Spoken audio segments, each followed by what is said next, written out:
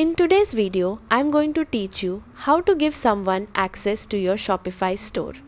This is useful when working with developers, designers, virtual assistants, or Shopify experts.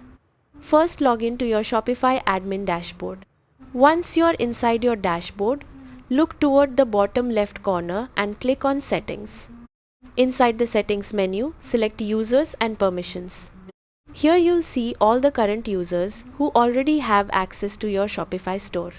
To add someone new, scroll to the Collaborators section.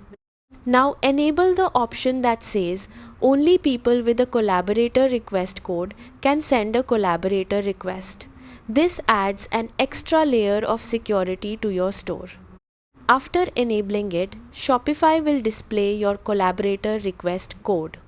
Copy this code and send it to the person you want to give access to. The other person can then use this code to request access to your Shopify store through their Shopify partner account. Once they send the request, return to the Users and Permissions section where you can review and approve their access request. Before approving, make sure to carefully select the permissions they actually need. For example, you can allow access to products, orders, themes, apps, or marketing while restricting sensitive areas of your store. After reviewing the permissions, click Accept Request.